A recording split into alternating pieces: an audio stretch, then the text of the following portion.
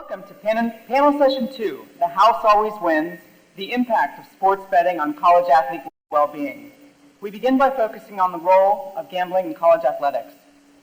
Despite studies showing college students and athletes are at a heightened risk for gambling exploitation, addiction, and other gambling-related problems, there's been a lack of consistent and clear education for college athletes on gambling risks. College athletes are being punished for placing bets while the NCAA is permitting excessive promotion of bookmakers during broadcasts. College athletes face the prospect of being solicited for match fixing or threatened by gamblers angry over losses. This next panel has a lot to do with impact, but they are up to the task. To my immediate left is Doug Letterman, the moderator of this session. Doug is the editor and co-founder of Inside Higher Ed, a journalist who has won 3 National Education Reporting Awards from the Education Writers Association, and whose work has appeared in the New York Times and USA Today. Introducing our panelists, to Doug's left is Brianna Dura-Shawal, founder and CEO of Dura-Shawal Consulting, LLC, which specializes in problem and responsible gambling policy.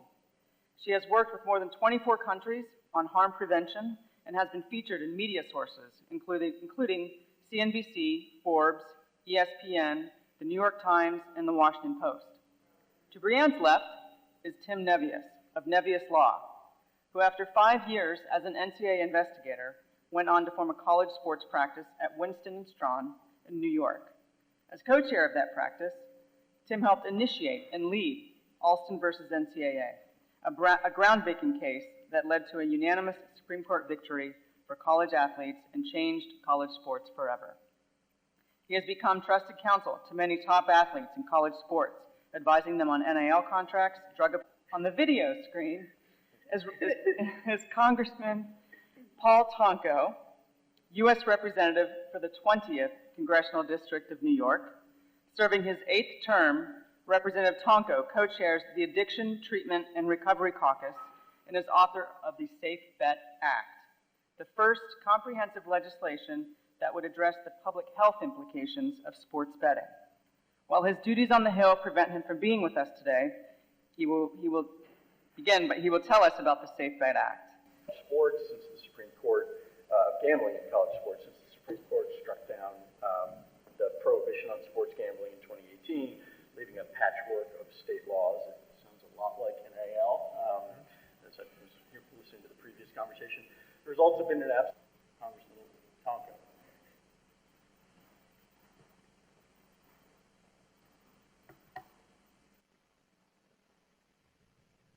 Hi, I'm Paul Tonko, representative of New York's 20th Congressional District. Thank you all for your interest in what I see. Of New York's 20th Congressional District. Thank you all for your interest in what I see as a growing public health crisis involving a known addictive product. As chair of the Addiction, Treatment, and Recovery Caucus in the House of Representatives, I have pushed for years to expand access to mental health and substance use care. That's why I've been so concerned about what I've seen over the past 5 years with the rapid, widespread legalization and promotion of sports betting, in particular, mobile sports betting. Since the 2018 Supreme Court decision that allowed sports betting to become legalized in a widespread fashion, the sportsbook industry has been operating in what I call a Wild West, largely unregulated environment. You can clearly see this in the wall-to-wall advertisements that you see anytime you watch a sporting event or are scrolling through social media. These tactics have one clear purpose. That is to hook and retain a new generation of consumers. Instead of Joe Camel promoting tobacco, it's celebrity spokespeople and free product. These actions have consequences. Recently, more than 1 in 5 Americans said they bet on sports at least once a month, an 80% increase over the number who reported betting with the same frequency the year prior. It's estimated that some 7 million people have a gambling problem in the United States, though that number is likely to be much, much higher. I believe this concerning, growing crisis demands strong action. Following months of speaking directly with constituents, advocates, and those in the recovery community, last month I unveiled the framework to my new legislation supporting affordability and fairness with every bet or Safe Bet Act. Our new legislation takes a comprehensive public health-oriented approach of requiring states that offer sports betting to meet minimum federal standards in areas of advertising, affordability, and artificial intelligence. For advertising, the concept is simple. Advertising for this known addictive product should be limited to times and spaces when children or those vulnerable populations targeted by the industry are not likely to be in the audience. And advertising should be limited to simply brand awareness rather than inducing betting and promotions. Just like you don't see people drinking in alcohol ads, we shouldn't see celebrities teaching you their favorite parlay in sportsbook advertising. For affordability, it puts the onus on sportsbooks to not serve customers who are chasing losses. Drawing back to our alcohol analogy, every state in this country has a dram shop law that prohibits the sale of alcohol to visibly intoxicated individuals. We need to have that same standard of responsibility for sportsbooks. Finally, our bill would set minimum standards for the use of artificial intelligence and big data by sportsbooks. Currently, sportsbooks use AI to scoop up all sorts of data about their customers, including when they like to bet and who they like to bet on. They use this information to create individually targeted promos with one purpose and one purpose only, to keep you gambling and losing money on their platform at all hours of the day and of the night. My Safe Bet Act would also prohibit all proposition or prop bets featuring college and amateur athletes, protecting our young athletes from the onslaught of harassment that they have faced from bettors. To conclude, by taking a comprehensive national approach to sports betting focused on advertising, affordability, and AI, we can create a safer, less addictive product while still preserving the freedom to bet for those who wish to do so. The gambling industry has hijacked America's deep-rooted connection and love of sports to peddle a known addictive product. I am working to protect our players and give sports back to the American people. Thank you again for listening.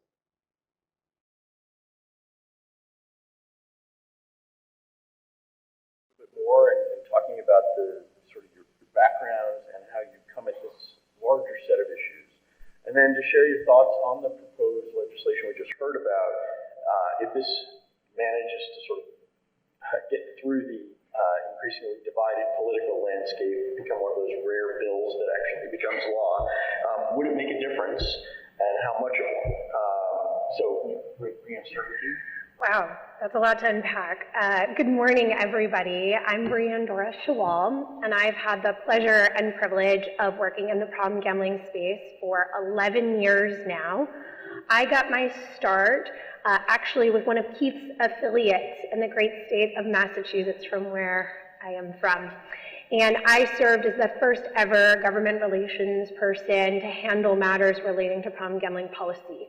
See, what made this time very unique is it was 2013, and that's a tentpole year for those of us in the problem gambling space, because it was the year that the DSM-5 actually defined gambling addiction the way we talk about it today, as a true addiction akin to alcohol or drugs. Now, also, in the great state of Massachusetts, we only had a lottery at this time, and we had decided to get casinos. So what did this mean for my job? Well, it meant I needed to learn everything I possibly could about problem gambling and gambling addiction, also about gambling policy, and to help advise a regulatory agency that was also new about how they could address and prevent the social harms that inevitably come with legalized gambling. Now, what I faced back in 2013 and then led me to Keith to serve as his first ever legislative director in 2018 when what happened? PAFSA happened. I seem to pick these years where gambling addiction and gambling wants to go big. And then I took my work abroad to the UK. And then I went to 30 countries now to learn about what's gone well and what's gone incredibly wrong. And so here we are in this room today with 40 US jurisdictions having some form of legalized sports betting. No two states define sports betting the same way. We have 21 jurisdictions that allow for some form of prop betting on college athletes. Pretty much weekly, we're facing some mainstream media piece around what did we do? What did we sign up for? Another athlete suspended or banned. We have a lot to unpack. And a lot of what's happened in our nation is that you legalized or allowed for something to become applicable in our homes, in our states, and it also was at a time of something small called COVID, where states were facing these increasingly shrinking budgets and they needed new revenue desperately. So what happened? Well, seeing I was in most of those states lobbying the bills, I can tell you, it wasn't about what could go wrong. It was how quickly can we pass it, how much money is it gonna make, and we'll deal with everything else later. Now, the one thing that the industry fears more than anything else is what Representative Tonko just proposed: federal oversight. Federal regulation of something that has been traditionally and always left to the states. Now, from a problem and responsible gambling standpoint, I don't believe they have to go hand in hand. The fact that our federal government currently neglects to address the issue of problem gambling is a systemic failure. It's an abomination. So, I believe that it is more than time that the federal government step up to finally recognize and address and to properly fund gambling addiction the way it treats other addictions. So, while I applaud the representative's efforts in taking a stand up for this, I and many of my clients endorse actually another proposed bill that I won't take away from Keith, known as the GRIT Act. And I thank you for your comments and opportunity, and I look forward to a robust discussion. Great. Yeah, we can maybe come back to that. Let's go next. Yeah. Brian, what was the name of the bill you said? The GRIT Act. Great. Thank you for having me, Donna, Julie, and board members. It's great to be here. My name is Tim Nebius. As Julie mentioned, I run a private practice that's focused on representing college athletes. I'm a former NCAA investigator, former college baseball player, and after leaving the NCAA, was there for 5 years, worked on a variety of high-profile major enforcement infractions, left and joined Winston & Strawn and Jeff Kessler, who you'll hear from later today, and helped initiate and lead the litigation that became Alston. At the time we filed, it was Jenkins, and then we worked together with a variety of other lawyers, and it became what's now known as Alston. That experience, I think, and the experience since then in working with athletes has, really informed better my perspective of what the athletes face when they're participating in college sports and in higher education generally, and where they interface with those the powers that be. I'm happy to be here because I get to learn from people like Brian and Keith, and it helps inform the work that I do. My perspective is really sharing today what I've experienced with athletes.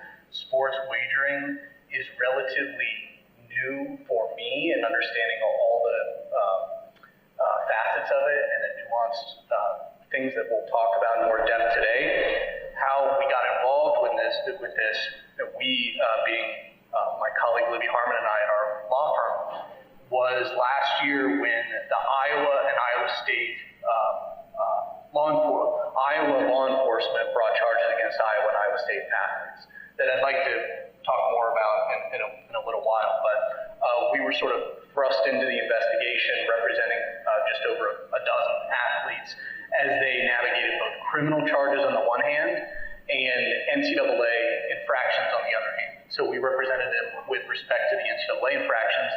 And at a time where the NCAA, as Brianna mentioned, things are constantly changing, right?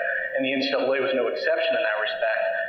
In May of 2023 last year, they changed the penalties that would apply to those cases. It was in the middle of our cases and the investigations.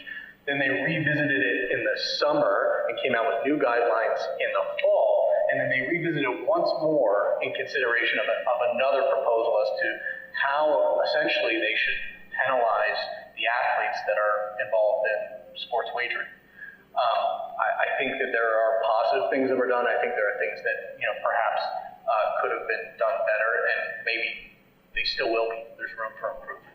But with respect to the legislation, I won't take a position on that, part of which is because I actually have clients' interests that may be at play, which really illustrates sort of how cozy perhaps the gaming companies are with the sports leagues and other participants.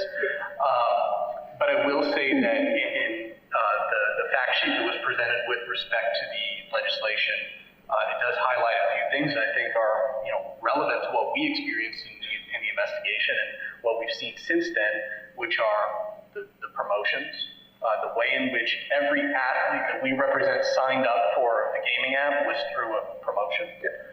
The messaging that accompanies those promotions, and then the subsequent bets that include some changes that have been made by American Gaming Association, I believe, in the marketing responsibility.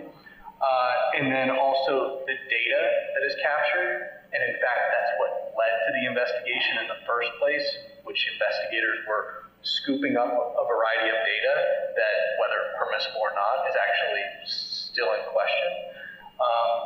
And then reporting about how it affects people. So reporting on incidents, and we're still learning about all that, right? Especially as it affects young people like athletes, and I can tell you a few human stories as well in that respect. Great. Keith. Yeah, well, thank you. And thanks again. It's great to be here at Howard. I think this is a really important issue. I've been working on gambling issues since 1995, and it's both a blessing and a curse to every day open the paper and find yet another story about gambling somewhere. And as Tim said, I think it's very important to note, there's real humans at the end of this, and it is a multi-billion-dollar business, and we'll talk about that. We'll talk about the impact on college athletics, but let's never forget, and I think as our previous panel said, there are real impacts on these kids, and the intersection of sports and gambling is one that's always had risk. So sorry, we're having a little technical difficulty, but hang with us. We can also yell loud enough to reach this room. So if need be, we can go off mic. But the intersection of sports and gambling has always been, of course, an intersection of risk. But the intersection of sports, gambling, and now higher education provides, I think, some exceptional risks that we haven't really captured yet. So we'll give you some more data and statistics, but it is to say, uniquely in America and uniquely in sports betting, the more education you have, the more likely you are to bet sports. This is a skew not found in any other form of gambling in America in the 50 years we've been studying it, and it's a skew not found in sports betting anywhere else in the world. So what I would say to you today is something that I think you know, but maybe we don't think about a lot, is the role of sports and higher education in the United States is unique. And that has always been a source of pride for the United States. However, it now poses risk because sports and gambling are now inextricably linked.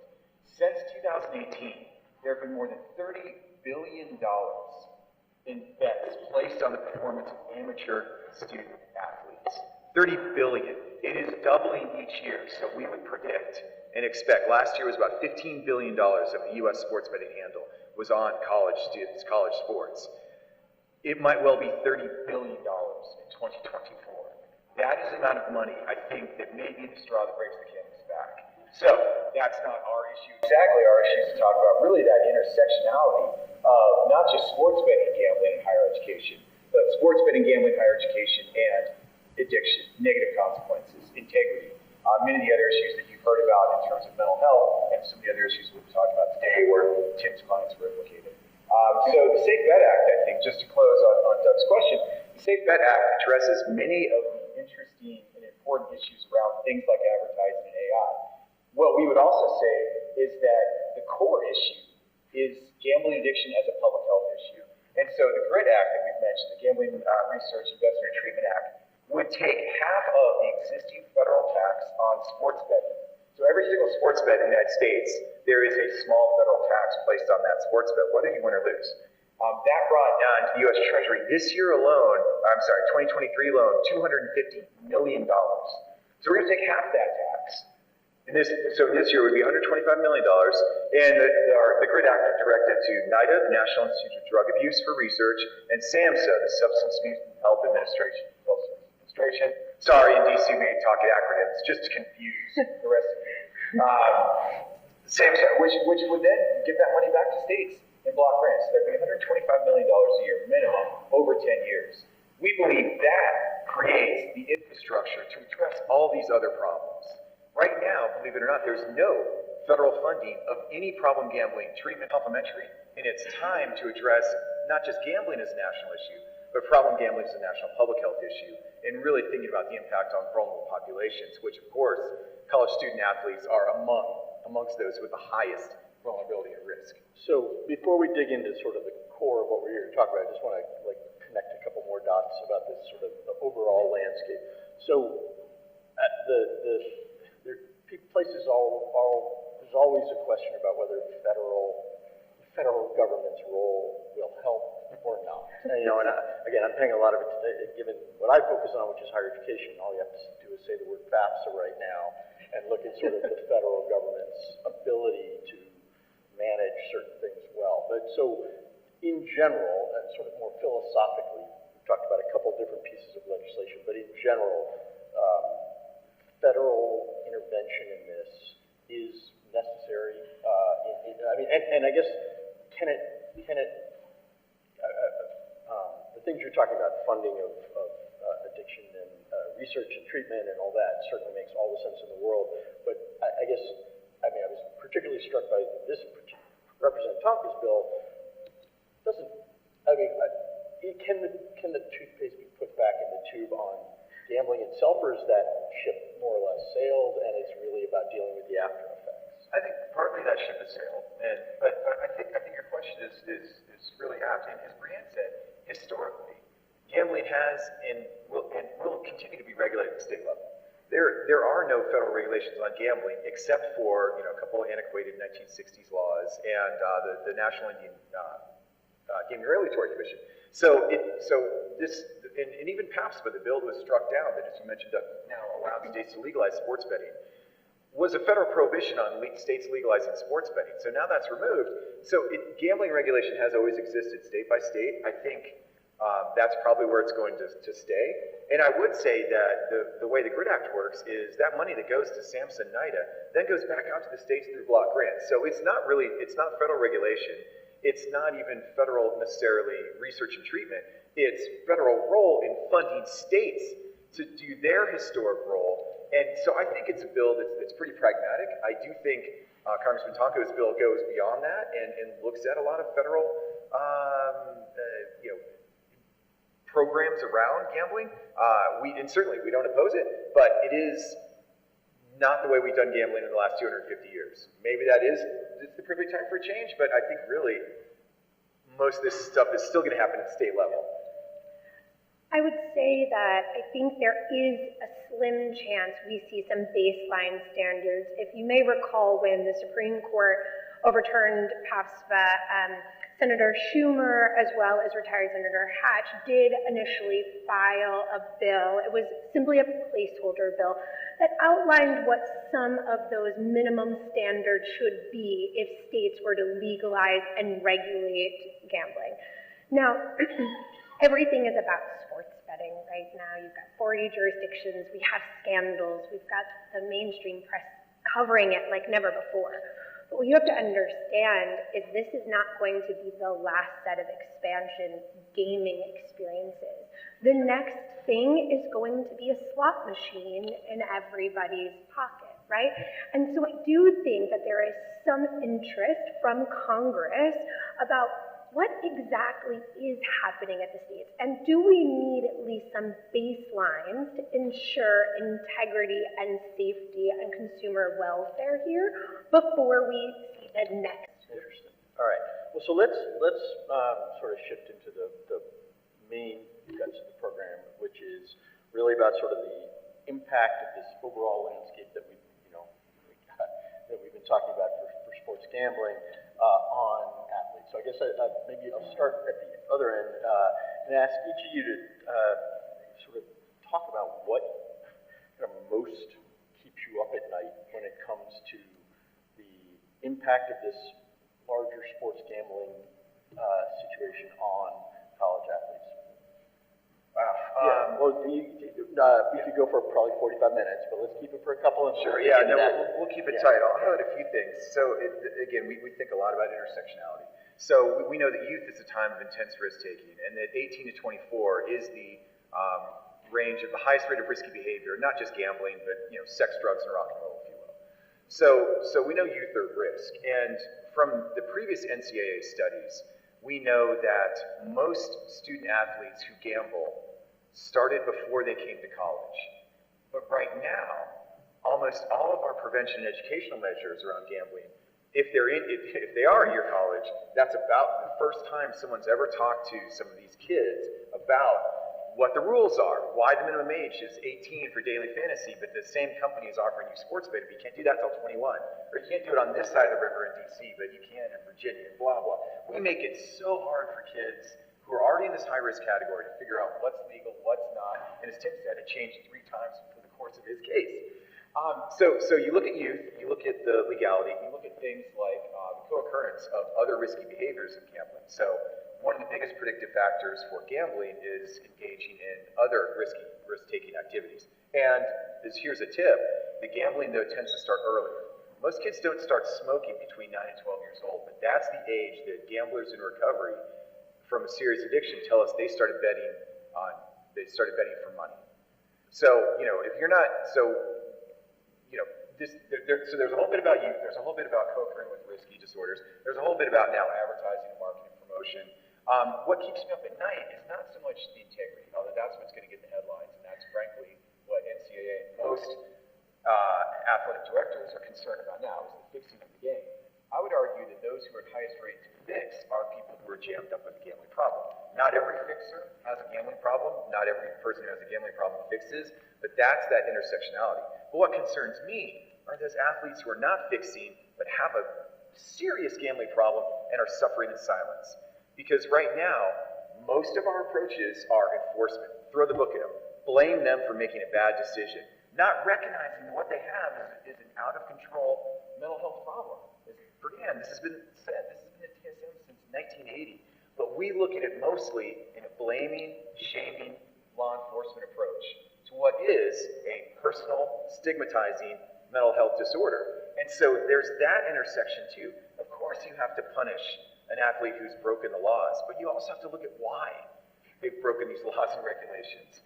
And so that's what keeps me up at night, that every time we talk about integrity and how terrible it is what Jonte Porter did, there's probably another dozen kids right now who are thinking, I can't talk to anybody about what's eating me up inside, and it is going to lead to not just loss of eligibility, but we know this is a disorder that has among the highest rates of suicidal behavior. So that's what keeps me up at night. How we talk about this is critical, and we can't just look at enforcing our way out of addiction. Addiction is addiction, and that's what's driving some of these kids. Not all of them, but some of them. And I think we're incredibly ill-prepared at almost every level to seriously address the even lethal consequences of a drinking addiction among college student athletes. There's a lot of interaction with some of what we heard on the previous panel about the lack of access to mental health counseling and the tendency for athletes and not to want to seek help of any kind, especially if, it may have been in the DSM for 35 or 40 years, but I think for a lot of people still don't necessarily view gambling as a true addiction, even though, the scientific community has come around to that. Tim, maybe go next on sort of. Yes, I'll pick up on what you just said is the connection between these topics, right? And I think that, like everything in college sports, it's all intertwined, and it all comes down to, in my opinion, values, right? It's just what do we value and why? And I think it's particularly interesting in the college sports context because we're always talking about higher education, right? So in this in this discussion, as with many other issues, the question is between commercial and social, or commercial and educational, or commercial and health and safety. So those things, I think, are really underpin almost every issue in college sports, and this is no exception.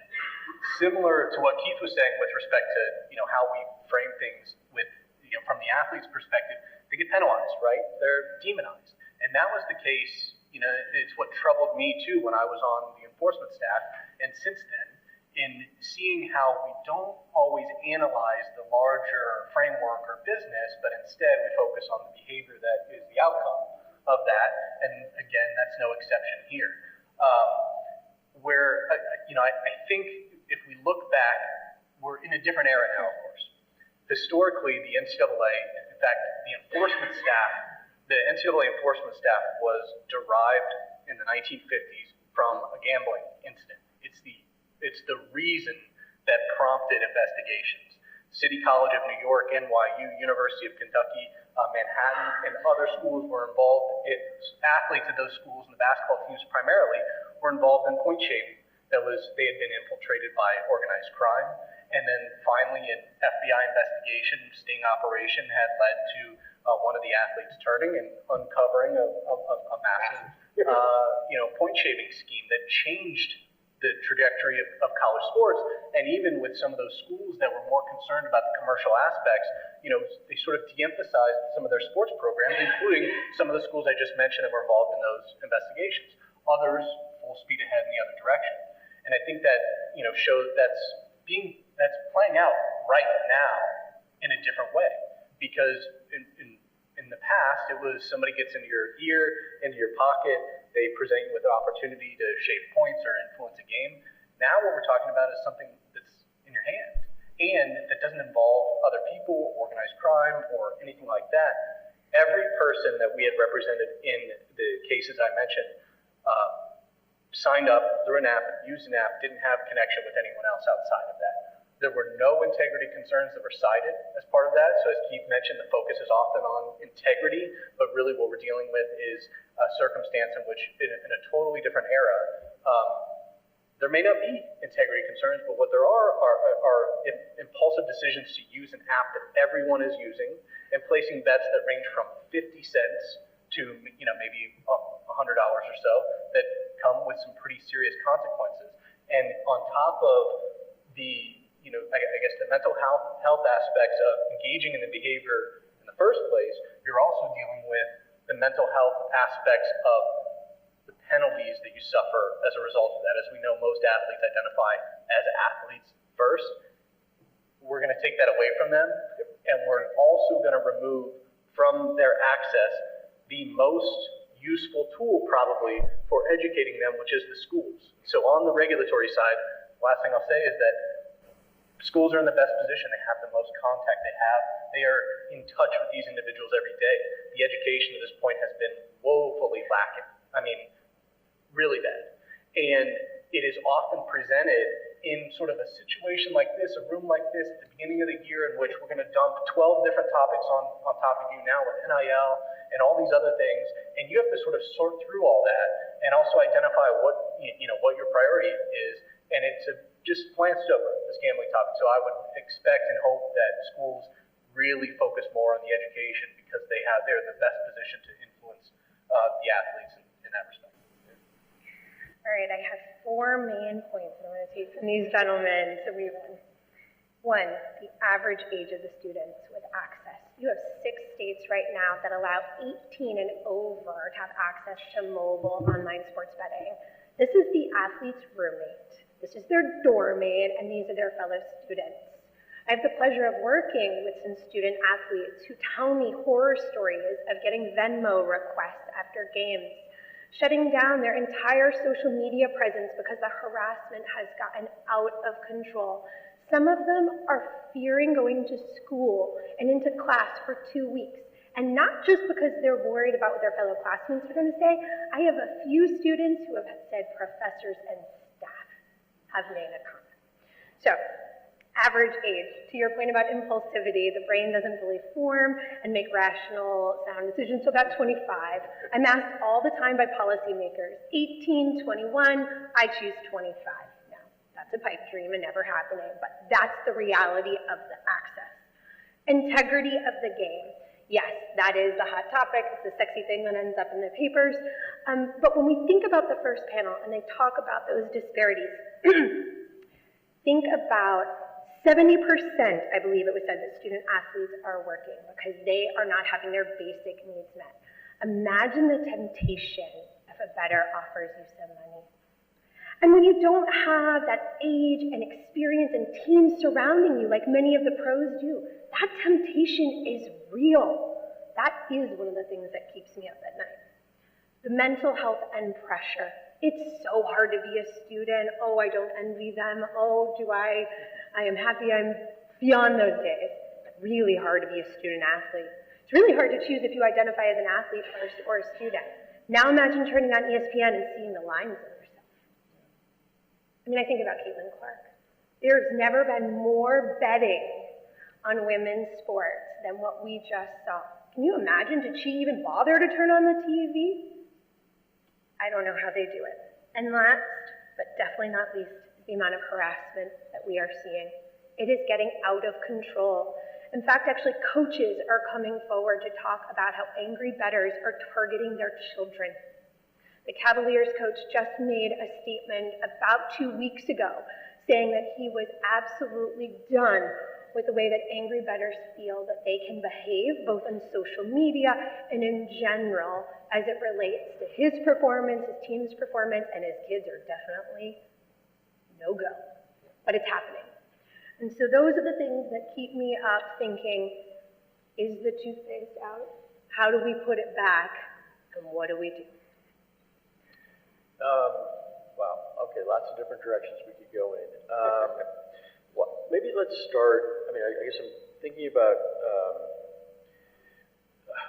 well, I'd love to talk a little bit about sort of what might work. Tim, you talked about this role of the schools and the education piece. Can you talk a little bit more about kind of any kind of effective, and I assume you're talking mostly about in terms of, are you talking broadly about gambling, or are you talking about for the athletes? We were talking about sort of the education piece. Yeah, I think generally speaking about education for the athletes on a variety of topics, but in this instance, sports wagering, of course, it poses one of the most significant risks to them with respect to what we've been talking about, mental health and their careers and their financial wherewithal too. And I think all those things intersect. But I thought that schools were doing a lot of education of the athletes in, It's compliance based. So I think that's, and you have to have compliance. No question. That is a foundational factor of this. But it can't only be compliance. It would be like talking about substance abuse on campus by just reminding kids heroin's illegal. And then, okay, you've been informed. Now we're going to go in. We know after decades and decades that that's not enough. And especially because gambling, as we all said, is so attractive, so lucrative. You know that the vast majority of college students report that they're actively betting on sports. In the past month, 60%, the NCAA found. It is now abnormal not to bet sports. If you are a male collegiate, you are unusual. You're maybe even ostracized if you're not on the app. So compliance is a important part, but it's probably the least important part of education. It has to be reality based. It has to be positive. It's got to be integrated. Financial literacy is a huge opportunity. And so, again, integrating gambling addiction into the prevention that we talk about, our behavioral health approaches. I would tell you from our work that we've done over the past 30 years, most colleges do not have a certified gambling counselor on staff, and probably most of them don't even have one in their state. Yeah. So even if kids did seek help, even if their athletes came and said, absolutely, I'm way jammed up, most of your professionals would not have any specific experience on how to actually help them. And so, so from soup to nuts, this system has to change. It starts with education, we absolutely agree. And then the other thing that I'll talk about that we can just throw out there is that sports betting has fundamentally changed. All of us, most of us here, grew up in an era where the bets you placed were on the outcome of the game. And you might place them a day or even a week in advance. You know, Tuesday morning you bet on the NFL games that weekend, and you wait, you collect or you pay up on Mondays. That is so quaint and antiquated now, and all the kids in the audience are probably laughing hysterically. You know, you now have 1,500 to 2,000 games available every day on an app. You can bet sports now 24 hours a day, and it's passe to bet outcome of the game. The majority, not vast majority, of sports bets placed in the United States in 2023 were placed on events within the game, in-play betting as we call it.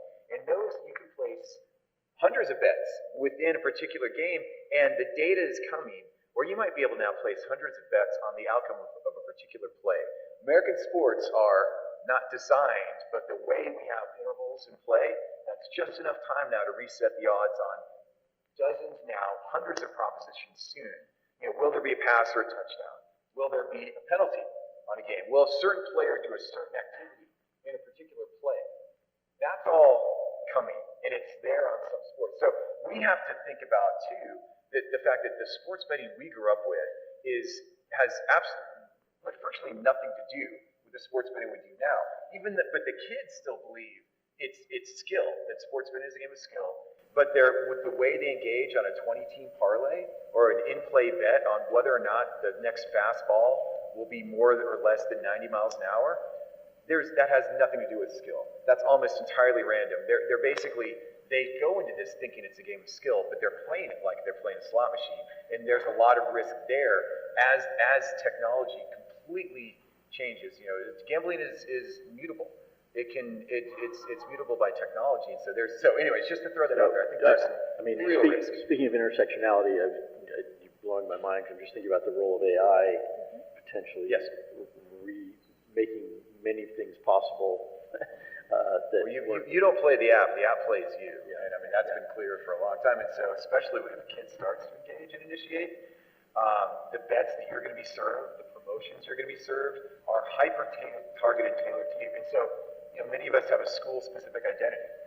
You know, you'll receive pop-up notifications, and you know, bet now on, you know, because it's 5 minutes before kickoff, or maybe you're going to get a notice at halftime. You know, the app knows that you're down, and hey, they'll offer you a long shot bet that would allow you to make up all the losses in the first half on a proposition. Now, I mean, it's almost Orwellian the amount of information that's being deployed against individual bettors and being served individual bets that are often not in their best interest for all sorts of reasons. So going back to sort of this larger question of toothpaste back in the tube, the proposal from Charlie Baker on prop bets and I mean, are there forms of lines that could be drawn that could blunt the impact? I think that banning prop bets is a first start, but we'd be naive to think that it solves all of the issues, right? We're still talking about a business model that's predicated on in-play betting and riling you up. And, you know, Keith and I talk a lot about how sports betting took everything we knew about addiction and behaviors that were problematic with the gambling and flipped it on its head. What do I mean by that? An example is we used to talk about chasing losses. If someone presented and they seemed to be chasing their losses, this would be a sign. But actually, we know what's more emblematic of a problem in sports betting is reckless highs. Trying to recreate that dopamine. You're with your friends, you're at a game, you're drinking. Yes, I just hit. I'm going to put it all back on the line. Right? So even though we can eliminate some of those concerns with props, and it's a start, we still do have to. I did want to offer up some stats that I think are relevant to this discussion. 22% of colleges have a gambling policy. With gambling being so pervasive, with everybody having access to it, more than half the United States population, how is it that 22% of colleges have a gambling policy? Do we have policies about everything else? And just what are can you summarize it all, what those policies look like? Well, they vary, right? Sometimes it was no gambling on college campuses, although there was a bill just introduced in Maryland that wanted to legalize iGaming, but they wanted to geofence the colleges. Similar to what we have here in DC, you can't bet on federal lands. Some of them just talk about where and when it's appropriate, but that brings me to my next stat, that half of college students say that they have participated in gambling while in the school and in class.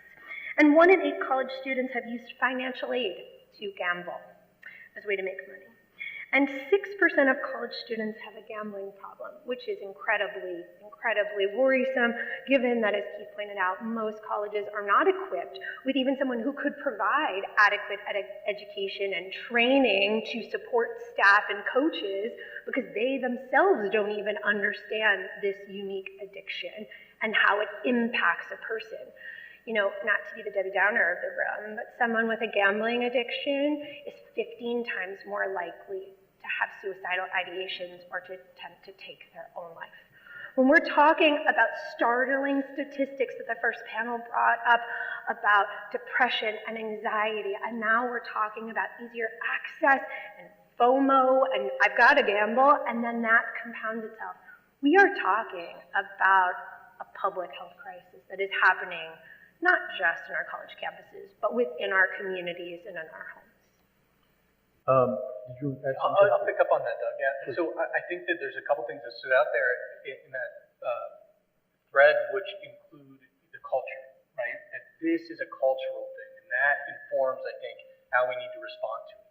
As Keith mentioned, you know, the education on campus is largely about compliance, and that handful of them were actually investigated, and there were many others that, you know, had been involved in it, whether they were athletes or not, that were not identified or targeted, and all of them said that this is happening all around them. Pick up on a few of those statistics. This is what strikes me as interesting, is that the NCAA has conducted their own research into this issue that hasn't then resulted in, you know, action, but they found that sports wagering is quote unquote pervasive on college campuses among 18 to 22-year-olds. That 76% of men and 61% of women think it's harmless. And there were a number of other statistics there that we found fascinating, including the sheer number of individuals that were engaged in sports wagering.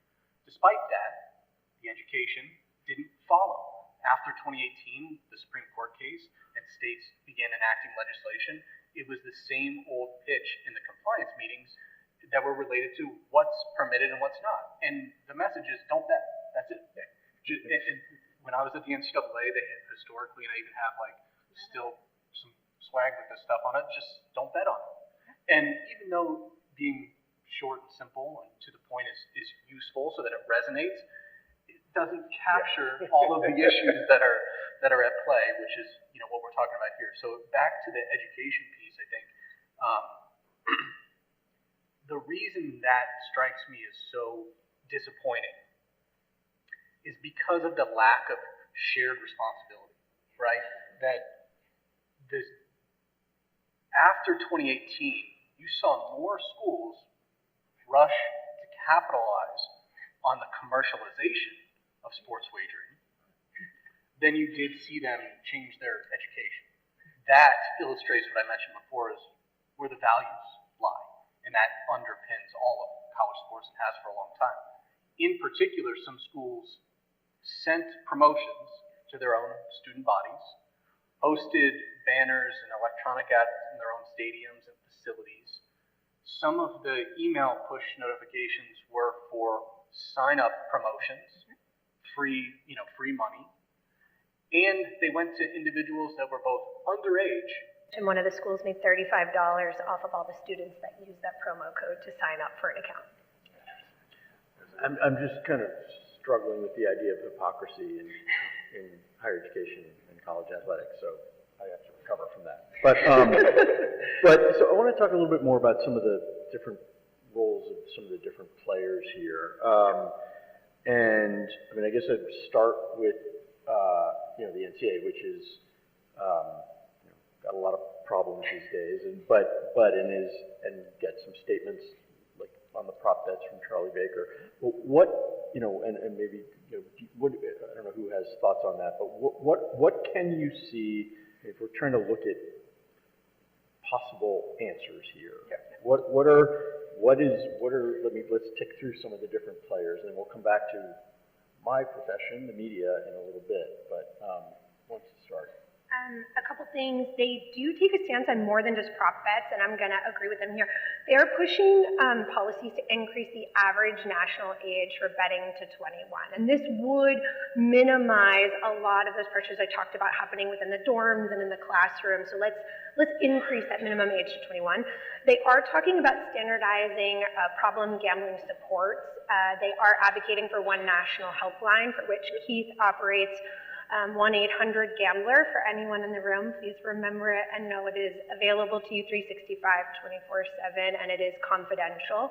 But 9 states right now have absolutely no services or support. So if you call, there's not a lot that we can send you or go somewhere. So the NCAA is taking a position on that. I think that's really important.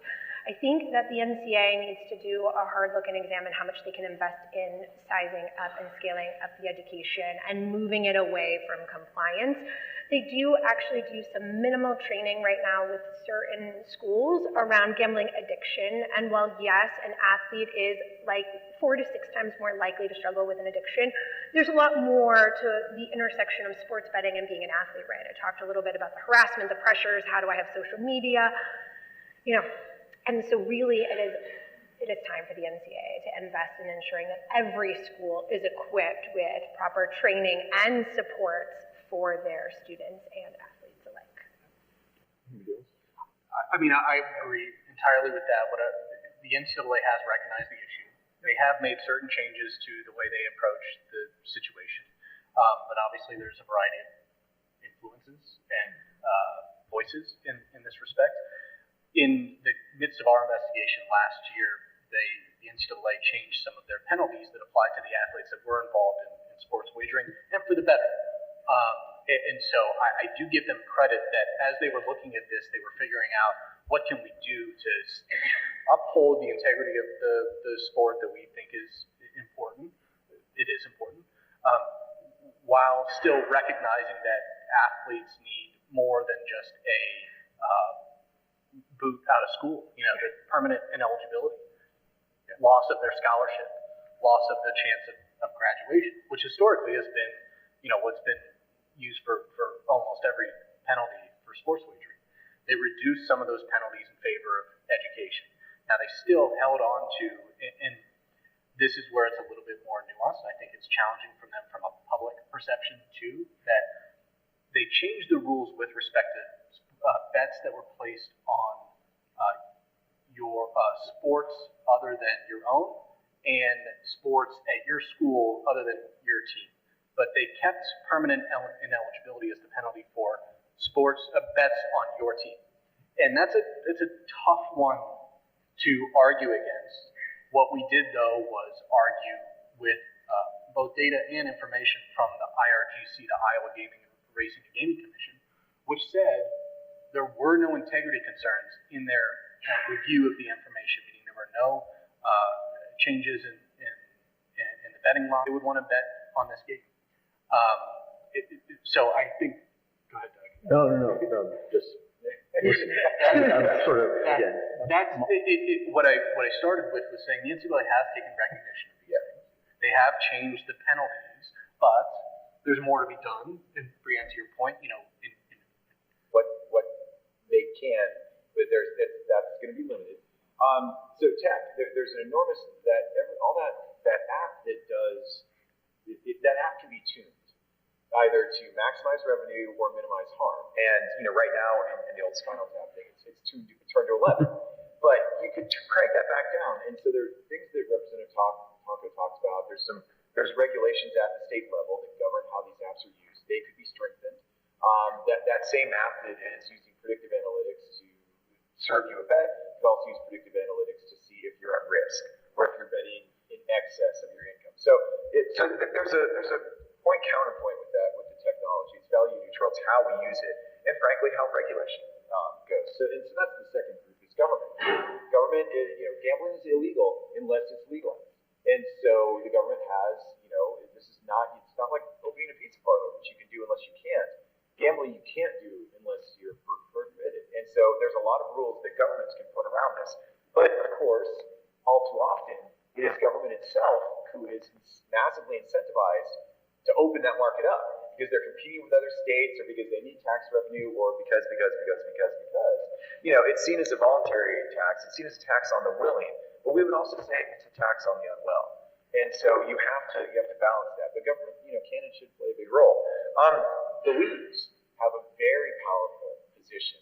And the leagues, I think, if the message went out from some of the major leagues that we're less interested in drafting some of it athletes that come from a school that has really terrible gambling integrity protection, so that has a partnership with the sports book, or that doesn't take its compliance seriously, because then you're shifting the risk onto the leagues. I guarantee you that every single player in a major league who's been busted for gambling violations did not start when they turned pro. And the evidence is very clear that they were gambling in college, and the evidence is really a threat to a lot of what they do. And they've been helpful on this, I think, and with their own players, but now they're looking at it more public-facing and looking at the whole ecosystem, because it doesn't start at the pros. You know, third, you want to look at the operators. And so, you know, I know some of you may be surprised, but there's a lot that groups like the National Council work with the operators as well. So, lastly, I'll say, just to kick it back to Doug's point, media. And one of the things I was really neat, it's really great to see is that the Student Journalism Award winners here. Your role is going to be critical because most of the mainstream media, from the New York Times on down, now has a sports betting partnership. And not to say that they're corrupt or spun in any way, but almost every individual and organization in the sports betting media ecosystem now is aligned with a sports betting company. And so student journalists are maybe the last folks left that can break a story about an issue on campus or athletes being abused or sports gambling companies being too predatory. Because I think everyone else in that ecosystem has incentives to maybe not address that issue as media traditionally does. So just keep it back to you, Doug. Yeah. Well, no, I mean, the media industry has been in trouble for quite some time, and it is completely unshocking to me that it has grabbed that lifeline, but it is stunning, you know, just as a consumer, to sort of how overwhelming and it's not just the ads, you know, I mean, it's the radio talk shows, you know, and it's the, and I guess I'm interested, For me, it depends on the jurisdiction. Using credit cards to gamble is this huge indicator of harm. The rest of the world is saying, no, we've cut that off. In fact, actually, you can't even use an e-wallet that's funded by a credit card, because we know this has led to tremendous amounts of harm. I've got 7 states right now that'll take me seriously about credit card use of gambling, right? You've got a few states that actually allow all of the operators to deduct all of those advertisements and bonus offers you see to incentivize.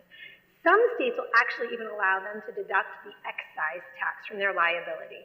The great state of Virginia, just a few miles away, didn't actually get any tax revenue for the first 12 months that they legalized because the books were able to deduct everything.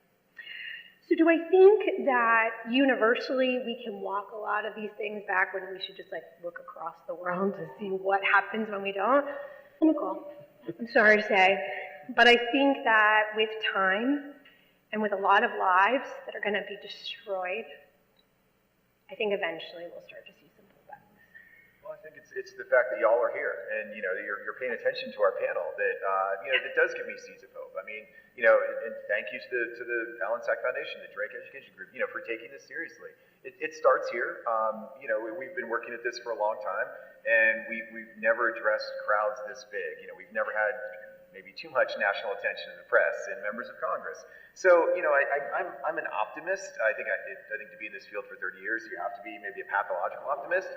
But, you know, there's a lot of things that are coming together now. So it's hard. It's going to be difficult. And you know, no one should underestimate that. But that you're here, that we're having this conversation, does give me a lot of hope. And I think there are ways to balance this. But it's going to take the work of all of us. You know, it can't just be a couple people, and you know, this is going to need to be a national public response, like we did with substance abuse and other behavioral health issues. We have seen national level change. I mean, it was not more than a decade ago that, majority of Americans approved of smoking and majority of Americans disapproved of gay marriage. We've turned the tide on these, but it's going to take national level, massive attention. And unfortunately, as Brianne said, often that's driven by scandal. Your clients are the epicenter of this crushing weight of societal, pressure on some individual gambling decisions that were, yes, poorly thought out, but, wow, isn't everybody else doing that? So it's an interesting inflection point, but I do think we are at an inflection point. I hope it's going to go the way we hope. I'm optimistic as well, but also concerned, and I think I'm concerned by, we can take a look at other countries, as Brianne mentioned, and I think in particular the European Union, which has imposed more regulations after legalizing gambling early on, and they saw the societal impacts and the issues that that created, including within the sports teams and the athletes themselves, and have since dialed that back, right? But it wasn't before there were serious consequences, and I think that's likely to be the case here, especially given the amount of money. $15 billion on college sports alone last year, $30 billion maybe this year. Those are hard things to overcome. However, I think college sports and higher education in particular are uniquely positioned to address this because of what they are at their core, or should be. That if individuals come to work thinking about, this is not just sports wagering, how do we promote the health and the safety and the education and the welfare of young people, because that's what we're tasked to do, rather than how do we make money today? How do we put ourselves in the best position to win games and get the best TV revenues? It truly comes down to values, and even though I'm hopeful that we can do that before there are more consequences, I will say that after the Iowa and Iowa State gambling investigations, I don't even, how many people were aware of that? Actually, can I just take an informal poll? Less than half? There was not much attention at all, and I don't even know within the NCAA there's any urgency. We tried to raise that urgency by illustrating how troubling this was, and that this was just the beginning. That there are likely to be many, it's happening, we know, the NCAA knows, their own statistics show. There are about to be a wave of cases probably in the coming years that show how prevalent gambling among college athletes is. So until we get to that breaking point, let's nip it in the bud, at least at the college level. Time to bring you all into the conversation. There are people with microphones, I believe, out there. Mic runners. Yes? Yes, go ahead. So, I understand what you're going to ask if you could comment on a couple of things. Two-part question. One, on illegal gambling. One on illegal gambling, and that, was supposed to be like gone away if we legalize gambling. And the second thing is just like marijuana and other things like that. So the illegal gambling and that growth, and then also the Olympics and the chances of other athletes, getting involved in the Olympics and gambling on that. And maybe last on the Otani issue with his translator, and is something like that maybe a catalyst to get people's attention and sustain it? Great. Go ahead. I mean, I'll quickly say that there's one of the interesting balancing acts here is when a state legalizes sports betting, as Kevin said, one of the sell points is that we'll eliminate the illegal market. That somehow you'll shift bettors from the legal to the illegal market, and there's evidence that does happen. But of course, when you go into the legal market, you've got to be identified. You've got to pay taxes. And there's all sorts of other controls, restrictions, and friction in economic terms that the offshore books or your local corner bookie don't have. And so I think it's naive to say, and we have no evidence to say it's going to 100% of the market is going to shift to the legal side. And there's some interesting data out of New Jersey, which has the longest experience with online sports betting, that shows roughly 30% of their active sports bettors maintain both a legal and an illegal app on their phones. And of course, if you're a college student athlete, you're probably, if you're a college student athlete, you're probably either using your girlfriend's account or your parents' account, as we saw, or you're going offshore because, of course, you're probably clever enough to realize that using your own name and betting illegally with a major, like legalized operator is going to get you into trouble. So there's always that. So the illegal market, I think, is always going to be there. And the paradoxical thing is, the more heavily you regulate legalized sports betting operations, the more there may be people that may be incentivized to go offshore. So it's a really delicate balance. So, for example, we talked about this, betting props on college players makes a lot of policy sense for a lot of reasons. It will also drive people that will continue to want to bet those right into the arms of the offshore operators.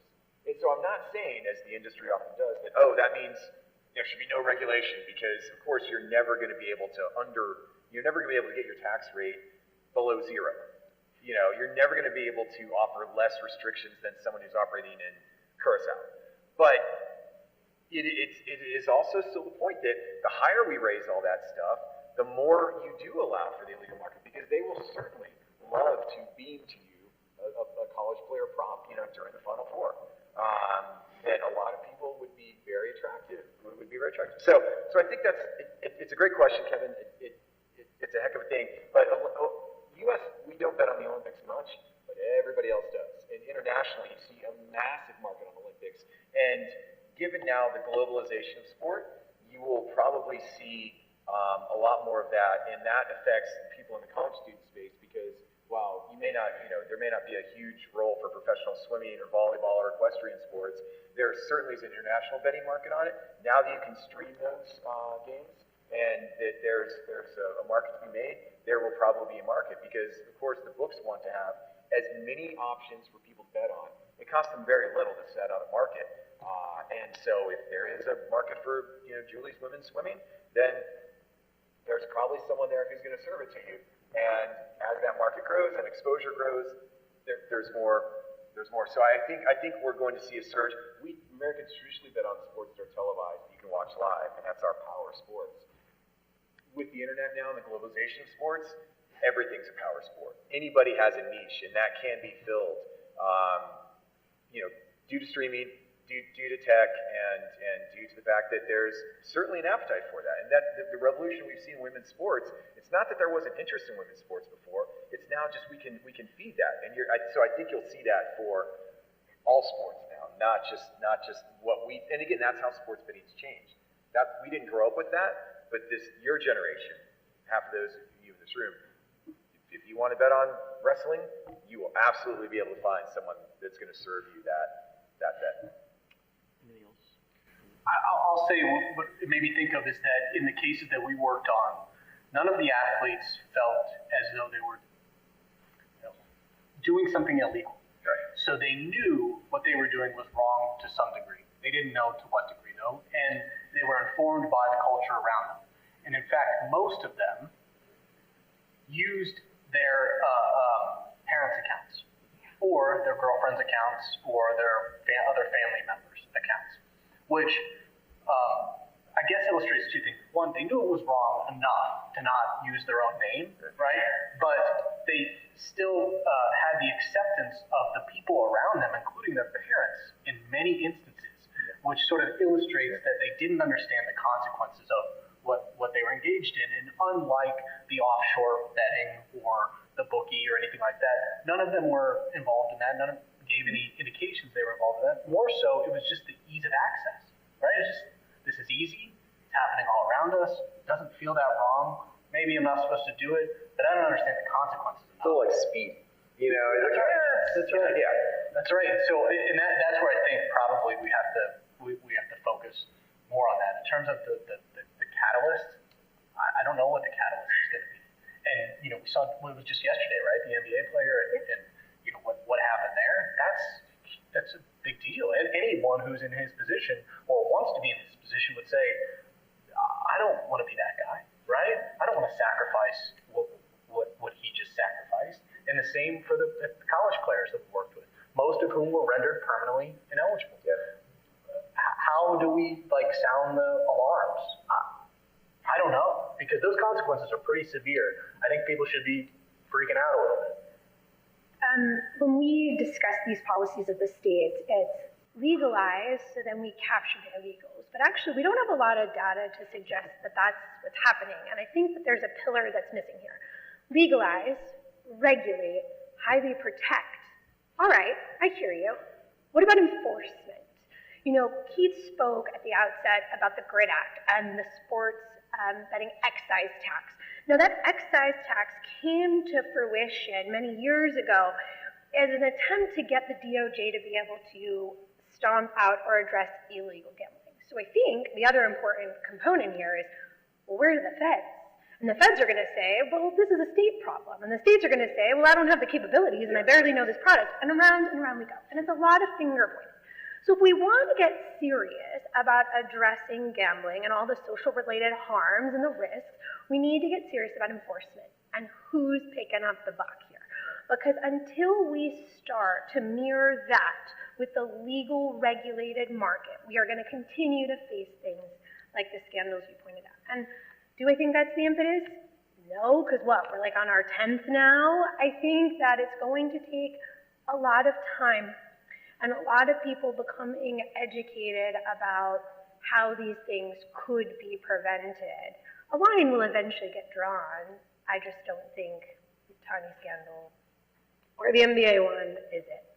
You know, I'll mention on that I think in that vein, we also have to educate then those people that are enforcing, right? Because, and I'll use this as an example, in the Iowa case, it started because an investigator had a hunch that there was sports wagering happening on the campus and that athletes were involved. And they then used software that was licensed by the Iowa Racing and Gaming Commission called Cabana that was used to then, it's called GeoComply, the company, and they use software to make sure that bets aren't happening outside of state lines. But that also means that they can pinpoint your location. And so then they set up a geo-fence around the campus perimeter, and they could identify the IP addresses that were coming from inside the athletic facilities. Then they issued subpoenas on the gaming app companies and were able to cross-reference the records to identify who the individuals are, most of whom were relatives. And then they served search warrants on the athletes, confiscated their phones, and took them, scanned their phones, went to their parents' homes. They were terrified. So enforcement has, I guess, a few different ways in which we can go about it. There was clearly confusion as to what they were enforcing and why. What are the values that we're trying to uphold in enforcing these rules? They then sent forth charges on these athletes, criminal charges. There were 25 indictments, most of which involved either underage gambling or which involved falsifying records to authorities. When we were in the midst of the investigation when the charges came out, and we were confused. There were our clients that were named in the criminal complaints, and it said falsifying records. And for a moment, we thought that our clients had lied to us. We thought that we were missing something. We were like, oh, this is much bigger than what we've done. That's not the case. We were wrong. Falsifying records was the use of their parent's name or the use of their brother's name. That's irreparable harm right there that they've done to their reputation by saying that they were falsifying records. It was within the state statute. Most of them pled guilty and then he took a $600 fine. Some of them challenged the original underlying purpose of the investigation and actually had the charges dismissed. Now there's rumblings of some lawsuits related to defamation. But on this topic of enforcement and what's illegal and what's not, we have to educate everybody in this space, right? I did not mean that I was talking about enforcing. I was talking about the illegal books, just for clarity. Of course, yeah. Next question, back there. Because when I think of enforcement in sport, my mind goes back to the Christian Dawkins case with athletes being paid under the table. That was a complete flop by the FBI, and a random man was arrested for not even knowing what exactly he was doing. He was just getting free money. The investigation was mishandled and misinformed to the public.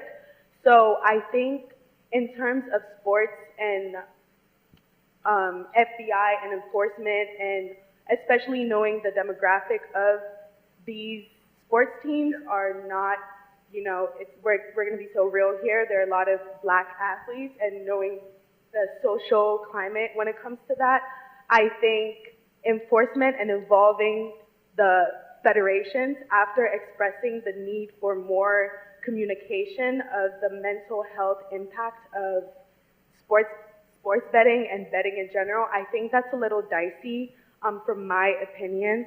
I think if we're going to focus on improving or making things better and understanding sports betting and giving more resources, enforcement should kind of be at the back burner for a little bit, and we should focus on educating athletes and letting them know that, especially after saying that most athletes don't know that it's bad. They know it's bad to a degree, but don't know how bad it is. So let's focus on educating athletes. Personally, also putting more responsibility on institutions, because the NCAA doesn't know if it's a governing body or not, honestly, let's just say that. So let's put more emphasis on the institutions to regulate sports betting on their own campuses. They have the information, they have the demographic of students that they have. They know where people are coming from. So institutions need a little bit more responsibility in that respect, especially, sorry to ramble on, going back to the NCAA versus the Board of Regents with the University of Oklahoma. That was a case that introduced commercialism into intercollegiate sports, and that was the NCAA trying to regulate broadcasting. And institutions were like, no, we don't want none of that. We're going to create our own federation, and we're going to make our own deals. So institutions have more power than we give them. And we look at the NCAA, and yes, the NCAA is problematic, but we look at the NCAA and we're like, you need to regulate, but it's not really a governing body. So I'm gonna sorry, yeah, that's sorry. Okay. So that's just my question, like, what exactly do you mean about enforcement? And if you can just clarify that. Sorry for the ramble. Your point's well made about doing more with education and increasing that, making that a priority. But when we think about how this industry is evolving and how we got to the point of pervasiveness, that's been a common theme that all of us have said, right? This is pervasive. You have to understand the policy argument that the industry is making. You have to legalize us because the big bad illegals. The point is that we have to address the illegal market because most consumers actually right now don't know the difference. We could all log on right now and put into Google, I want to make a bet, and we're going to get a host of legal and illegal books. And until we start to address the illegal market that have no consumer protections, that are skirting the laws and are not paying their taxes, we're not going to address some of the problems that are arising there. That's what I mean by enforcement. If we're talking about legalizing and regulating, you've got this other thing that's just hanging out there. And yes, I agree, the FBI didn't exactly do a stellar job, but I have the privilege of working alongside some of those agents who are trying the best they can because this is their second job, because they too kind of inherited this new market. And what does it mean? And what does it look like? Not every state actually even has a point person from the FBI to be able to handle these things. Some of them are carrying whole regions. So there's a lot of work that needs to be done, and there's a lot of money and resources that are needed here, but it has to be done holistically, and I apologize if I left my comments too ambiguous. No, I think it is too, and I think Kim would agree, enforcement applies to illegal offshore organizations, not individuals. But that's where, right now, I would agree with your point, Nana, that most of the enforcement does hit individual athletes who are, that there's this enormous multi-billion-dollar sports betting ecosystem, yet the people who are paying the price are young, often minority student athletes who have the least resources, the least information, the least protection, but are bearing the brunt. Both at the amateur and college levels, that's where you see it. And I think it is disproportionate. But yeah, when we talk about enforcement, we're not talking about on individuals. And that goes, that phenomenon goes across the college sports landscape. It's not just on the gambling issue. No, It's the athletes athletes have made, there are plenty of athletes who have made bad choices over the many years, but they are often more victim of the system than perpetrator of I think we would all agree, yeah. Which, Doug, I mean, I think that's an important point. We're talking about enforcement to the way we talk about things and who we're targeting, right? When we're talking about the consequences, this has happened in the case that you mentioned in a variety of other ways for a long time, and the media has a role in this too. Yeah, the truth is, there's so much money in this space. Colleges should be awash in preventative and educational programs. The money is not being distributed down to where and protect those who need it the most. There's money there. This should be very, very well funded. The gambling prevention field, we should be one of the most well-funded prevention fields in the world. But there's let's say, an unequal distribution of resources, and we can all imagine why. But very, very, very, very, very little filters down to individuals who are most at risk. And especially even within the college student population, individuals who have higher rates of risk factors. And so we know this falls, I think, the weight of enforcement, the weight of the responsibility, it falls most heavily on those who may be least equipped, who have the least resiliency, and who are historically bear the weight of a lot of other enforcement issues. And so I think that it's an issue that absolutely has to be addressed. Probably have time for one more question. Thank you. I'm Dan Durkin from the University of Mississippi. I want to tie in something Tim said to the panel this morning. We keep talking about you're not fully developed until you're age 25, but we haven't said specifically what doesn't develop, and I think it's important to mention, which is understanding consequences. Yeah. That is the main thing that we're talking about that creates these risk factors, and I think we just need to make that explicit. The other thing, Brianne, I wanted to thank you for bringing up the harassment that athletes face. That's one thing we deal with at Ole Miss quite a bit. And it's one thing that our chancellor actually cares about quite a lot. Almost every time I talk to him, he brings that up. And I also want to mention, though, and see what you think on this, we found that we get better traction with politicians when we talk about the harassment. Now, it may be because we're in Mississippi, we're the SEC, everybody's a big sports fan, but we found that when we actually talk about that, they actually listen to us a little more. So given what I just said, what's your response to that? Well, you're in the throes of talking about mobile sports betting right now, so it's timely for you to be talking about it, right? Because the harassment could only become more pervasive. What I'd like to offer up is a congratulations to your chancellor for trying to tackle this head on. There have been 2 states that have tried to do something to address these concerns. That's the state of Colorado and Ohio. They've recently contracted with an entity I'm proud to serve on the board of. It's Cambridge Behavioral Health. We're the first ever national teletherapy trying to address mental health within the athlete community. And there's something called an athlete well-being program that's going to start to be offered to students and staff to help them navigate these very difficult waters. So this is just to say that there are programs that are being developed to respond to the ever-changing and ever-increasing needs out there. And, again, kudos to the institution for taking it seriously, especially as you're at an inflection point of even expanding gambling offerings in your state further. So we are at time. Lunch is waiting. I want to offer thanks to Keith, Tim, and Brianne, and thanks to all of you for listening. Thank you.